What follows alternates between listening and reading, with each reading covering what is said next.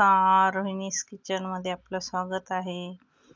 तर पहा, इथं आपण आज बनवत आहोत एक नवीन रेसिपी जी आंबे रसांसोबत पारंपरिक पद्धतीने आपण बनवत असतो.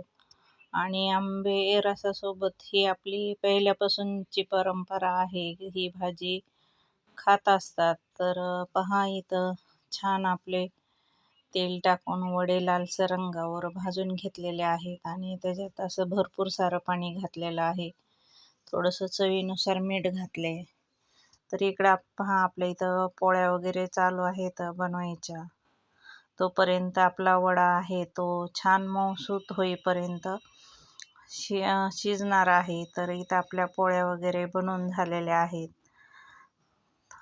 पहा, इथं सर्वांसाठी पोळ्या वगैरे बनवल्यात. इथं आपण 2 कांदे घेतलेले आहेत. तर आपल्याला कांदा छान कट करून कढईमध्ये जिरे मोहरी फोडणीसाठी घालायचे. कांदा कट करून घेतलेला बारीक, तो पण आपल्याला ह्याच्यामध्ये कट करून घालायचा. एकदम साधी सिंपल भाजी आहे आणि पटकन होते, डब्यासाठी पण आणि खायला पण. इथं पहा, थोडंसं लाल तिखट घेतले, हळद, धना पावडर, गरम मसाला, काळा मसाला, थोडं खोबऱ्याचं खीस.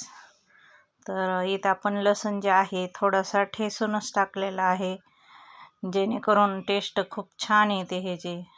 इथं आपण आलं वगैरे नाही वापरलेलं, फक्त लसूण आणि कांदा. तर बाकीचे मसाले वगैरे आपण घालून घेतलेले आहेत. छान मसाला आपला परतला का मग त्याच्यामध्ये आपल्याला उकडून आपण जे वडे घेतले आहेत ते घालायचे आहे.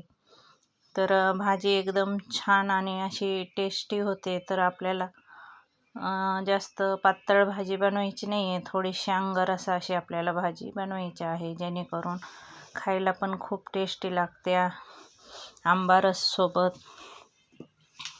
पहा, इथं आपण छान अशी भाजी मिक्स करून घेतलेली आहे वड्यांची आणि थोडंसं पाणी घालायचं आहे, जेणेकरून परत आपल्याला हे थोडंसं शिजण्यासाठी पाणी लागणार आहे.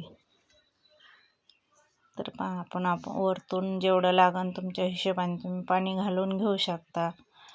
चवीनुसार थोडंसं आणखीन आपल्याला मीठ वगैरे घालायचं, त्याच्यामध्ये थोडा शेंगदाण्याचा कूट घालायचा आणि छान उकळी येईपर्यंत छान मस्त शिजून द्यायचे. एकदम आपले वडे जे आहेत ते एकदम गाळ झाले का मग खायला पण टेस्ट खूप छान येते.